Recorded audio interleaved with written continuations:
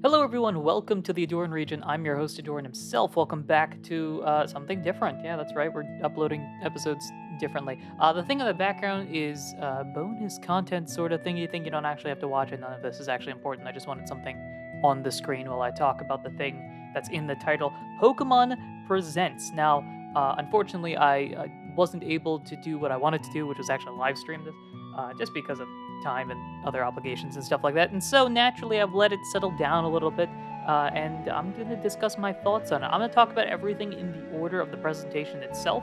So I probably won't, but if you'd like, you can just skip to the section that you like or watch the entire thing to get my thoughts on everything. That would be fun as well. We're going to talk about all of the big things that occurred in the presents. And so I think without further ado, we can get started with that. So the first thing is actually something that's really fascinating to me, which is the Pokemon Concierge Netflix series. I don't know why. I love the art style for it. The stop motion's always been so appealing to me just because of how much effort goes into it. And it's a cool little series, right? The first 4 episodes I think are out for the next week or so. So if you want to check it out for free on their YouTube channel, on the Pokemon YouTube channel, I believe you can do so. So I would recommend that. I'm absolutely going to watch that because I find it really interesting. And it's a fun little story. So I'm excited about that. Gonna see what that's all about. Just because more Pokemon TV content is always very fun. If you're a Pokemon Go player, fun fact, I am a Pokemon Go player, then the Black and White era is happening right now. In fact, there are a bunch of legendaries that you can get, or at least I've gotten on Pokemon Go. So if you're somebody that's like, hey, legendaries can't do raids because I don't live in an area where raids are prevalent nearby, you could take advantage of that because that's definitely something very, very cool there. And then following that up, I'm not a Masters EX player. I've downloaded it, but just haven't. I've got too many things and games to play. But there's a cool little Omega Ruby Alpha Sapphire. I for some reason thought, oh my gosh, that's it. We're making remakes of the remakes. Let's do it. Unfortunately, not the case. But that's still fun. Pokemon Cafe is another game. As we move on to the next section there, that was also very cool. That I didn't. I've got downloaded and haven't actually played. This isn't the mobile game that I play, personally, though I find it very interesting. The next thing, though, is the mobile game that I play, Pokemon Sleep. I don't know why, I found it very useful, it's helpful for me, and the cool little Darkrai Cresselia combination thing is very, very fun as well. I'm excited for that, just because, more legendaries and stuff like that. I am not a Unite player. As you may know from the things that I do on this channel, I'm not a competitive player whatsoever, against people. What is that? Bonkers. But that's a cool little thing that I know people that are Unite players are definitely going to be excited about. So that's very, very cool there. And then more maps and stuff like that. To me, this is all just like, oh, it's like the Fortnite game that I also didn't play. That being bad. Next thing, of course, Pokemon TCG Pocket. That's a game that I play. I've been really getting into the actual TCG and TCG Pocket, and so of course, new sets means more cards to collect, more things to do, and ways to try even harder if possible. And so as a result, I've opened up a couple of packs of those. I typically only open the free ones. And then there's a bunch of cool extra bonus things that are available as well, which is very exciting there. Speaking of bonus things, let's talk about that, because the big thing when it comes to the actual TCG, and I've talked about this in the Legends Arceus playthrough that I'm doing right now, but for those of you that aren't watching that series, I'll talk about it here. I'm really getting into the TCG, and I would really like to do some TCG content. The problem is I don't feel like it's a good fit on this channel, but I also don't want to disrupt the already disrupted schedule that I've got to add TCG content, because I feel like those are fairly distinct audiences. So I'm wondering, what are your thoughts on a separate channel or a series or something? I'm not sure how I want to do that, but I do want to do TCG like physical card content. I might incorporate it into some of the things that I do here, but some way that I'd be able to make that work, Anyway, for the actual TCG game itself, Mega Pokemon, which has been rumored for, I think, feels like months, has finally been announced, which is very exciting. I did notice this. So when I say I'm new to the TCG physical game, like learning it, I'm very new to the TCG physical game. I understand the Pocket game and how that works, and I've sort of been loosely following the meta with that. For the TCG main series game, I've been just consuming a lot of content. I have no idea how it works I know how the game plays and everything like that, but I don't know what decks are meta, how you determine if a card is good or not. What I did find interesting was that Mega Evolution Pokemon, if I'm not mistaken, I'm actually going through the present right now, as we talk about it. I believe it says at the bottom that if Mega Evolution EX cards are knocked out, your opponent takes 3 prize cards, which is a hefty cost there. In exchange, though, I believe some of these moves are like completely busted.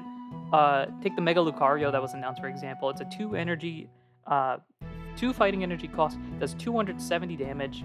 Next turn, you can't use Mega Brave, sure, but then the very next, the other move that you have is a 1 energy, 130 power.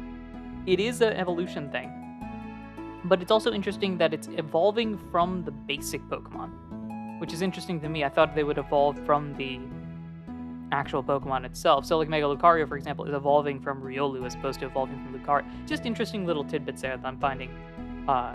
Probably for those of you that are knowledgeable about the meta of the TCG game, have dissected and analyzed to the nth degree. Same thing with Gardevoir. I believe it evolves from Kirlia and has similar sort of like, just looking at this, both of its moves are 1 energy cost. Its big one, Mega Symphonia, is 50 times each psychic energy attached to all of your Pokemon, which could be a lot if Mega Gardevoir EX is coming out at the very end. Interesting stuff, nevertheless. So I'm fascinated by that, and that seems to be coming out sometime later this year, so that, of course, is going to be hectic. There's a bunch of Scarlet and Violet stuff that's happening as well. There's a lot of it, unfortunately. I'm just going to skip through that a little bit. Cool Terra raids and stuff like that. I hope you take the opportunity to get those things that you're interested in. And then, one of the 2 big announcements, probably the biggest announcement from this entire thing, as I knock my phone around for a second, one of the biggest announcements that I've seen, as my phone is also ringing for some reason, is Pokemon Champions. I'm fascinated by this. As a person who does not play competitive, I am interested in this because of the way that they described it. The way they described it sounded a lot to me like if Pokemon Battle Revolution could connect to everybody in the world. Which I don't actually remember if Battle Revolution was solely single player or if you had that sort of... I think it had some sort of wireless aspect to it, but I can't remember off the top of my head. Because the way they described it was like you can get Pokemon in Champions, kind of like how you had the rental Pokemon in Battle Revolution or rental passes and stuff like that in Coliseum back in the day. It's Coliseum, right? Or one of those older school style of games. You can do that, or bring Pokemon in from Pokemon Go or Home or stuff like that to build your teams in Champions. I'm curious because this also, the way that they have this done and described, where it's a Switch and mobile game, I would be interested to see if they turn Champions into either an alternative competitive format, or that is the competitive scene at this point. Ignore the main series games, yada yada yada. We're not going to play in Scarlet and Violet, where everybody plays on Champions, and they just keep that forever. Because the fact that they've got all the different, the different like what are they called? Gimmicks, I guess. Where Mega Evolution's there, and Terrastalize, and presumably Z moves, and presumably Gigantamax. I don't know. They only showed Megas and Terrastalized Pokemon in the little segment thing there. But it would be fascinating to see how much more is thrown into there. I, of course, definitely am interested in checking this out. The fact that it's both mobile and on Switch makes me wonder if this is going to be a game or an app sort of thing. So, or is there going to be paid content, or is it buy the game, you get the game? I'm curious to see what exactly is the big thing there, but it's fascinating. Shout out to those that speak Latin American Spanish in particular, because the games in TCG are all getting that language incorporated as well, which I believe puts them up to 10, I think they said. I can't find that off the top of my head. And then finally, the part that I think all of us are waiting on, because that's of all of these, ZA is probably the biggest game that'll be played on this channel. Pokemon Legends ZA, the update is fascinating. I'm curious to see, of course, there's a lot of things that people are probably going to talk about. First things first that I find interesting is the fact that the game is set in the future and not the past. That's at least the vibe that they're giving out, unless, and it's in a different universe, unless AZ destroys the world and then rebuilds it almost the exact same way 3,000 years later. It's either set 3,000 years ago or 10 weeks after Xerneas and Yveltal do their own things, which I'm interested by, but I'm curious to see how that gets played out. Of course, the starters have been announced. Not, I think, what everybody was expecting. This is why, at least for me, I don't view league content because it spoils it for me. I don't want to be spoiled. I like when the Pokemon Company announces things. I don't really look at all the dirt sheets and stuff like that, especially because if they're wrong, then they're very wrong. I'm interested here to see what these Pokemon are all about. So the starters, if you do not know, are Chikorita, Tepig, and Totodile. 3 starter Pokemon that, I'll be perfectly honest, I don't have a hardcore connection with. I like all 3 of them. I think way back in the day, I did a rank. I think this might have been this might have been before Gen 8, somewhere along that line. I did a ranking of starter Pokemon based on my personal preferences. I'm very easy to please, and so as a result, I think all of them were ranked well. Just some were ranked better than others. None of these 3 are the Johto starters. I don't have that same connection to them as I do, say, the Sinnoh or Hoenn starters or those guys. I think those are the big ones. Those 2 generations in particular are the ones where I've got all of them are great and goated and MVPs. I don't have that same connection for all of these, which makes this that much more interesting because I'm actually curious as to what future me is going to end up picking here. I don't know as well, and I'm purposely not looking up what type of evolutions they get or anything like that. I'm just going based off of these 3. I'm not gonna lie, I might pick Chikorita, which would be interesting because this is all of a sudden a weird shift in dynamic now of my starter choices. As you know, or maybe no, I used to be a water starter all the time, and then I would switch between water and grass, and then Gen 9 was the first time I picked the fire starter, and so now I'm kind of progressing away from the waters and choosing everything else. Because Totodile is my favorite of the 3 Johto starters, but also I like all 3 of these pretty decently. I've never used Tepig in anything, which kind of appeals to me as well. I've used Totodile and Chikorita at some point in time. I've never used a Tepig, mainly because I've never really played a Unova playthrough properly. And so as a result, I'm very, very interested into what future me is going to end up selecting. I'm excited by this as well because it does kind of feel like those 3 are probably going to get some gimmick / new thing. A thing that I've noticed as well, though, is that at least as far as I can tell, there haven't been any Kalosian versions announced. It's just Pokemon from Kalos. Mega evolutions are a big thing, which makes me wonder what exactly that vibe is going to be like. What is the weird new thingy thing here? Shout out to Badoo, by the way. That's a random throwaway, but Badoo's there, and that's we love the baby Pokemon here. Patrat's there as well, which is also a nice plus. But that's another thing that I've noticed because I don't know when Legends Arceus announced their Hisuian versions of things. I have not seen a single Kalosian version of things, which makes me wonder if that's even going to be a thing. Because if it is set immediately after the Kalos events, then I don't think Kalosian Pokemon are going to be a thing because that wasn't a thing in Kalos. The first set was Alola.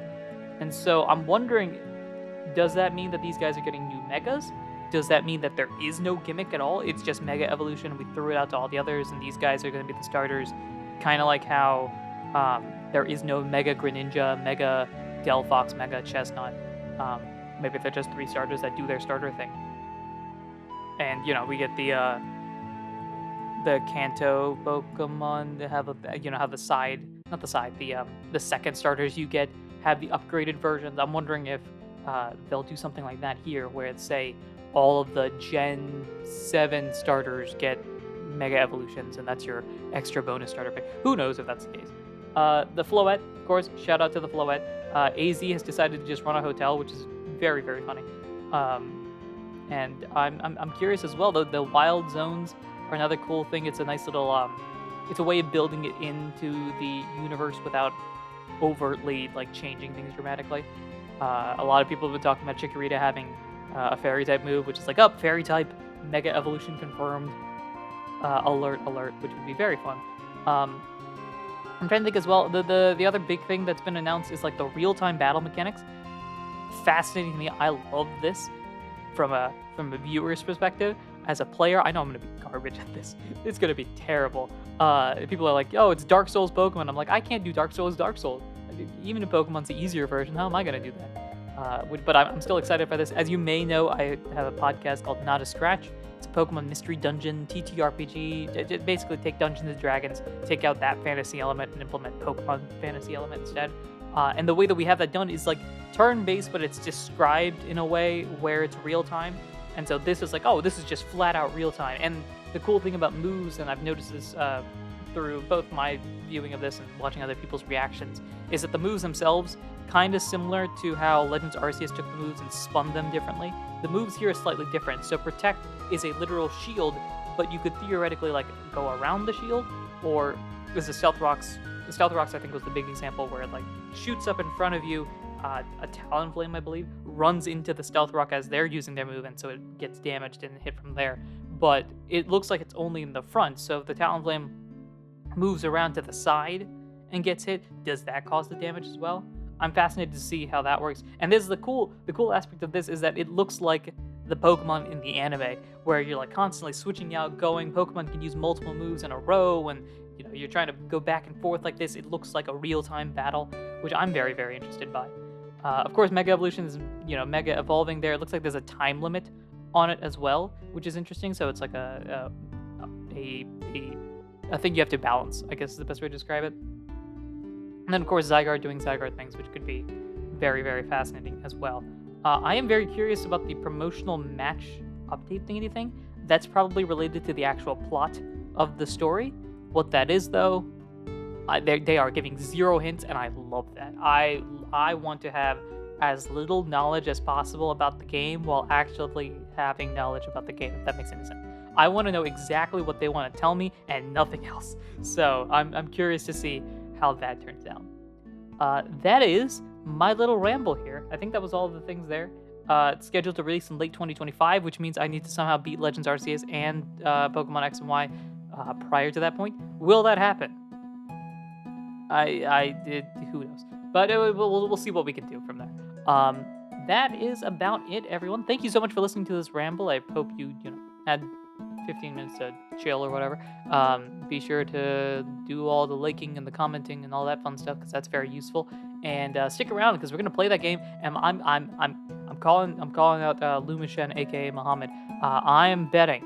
I will bet something. I don't know what I'm betting, but I'm betting that I will play this game when it comes out, which is a rarity for me. But I'm betting I will play this game when it comes out and get most of the references. Most being at 51%. So, look forward to that and me eventually losing that bet. Thank you everyone for listening, watching, and supporting in any way, shape, or form that you do. And until next time, which is tomorrow actually. I'm posting this right now.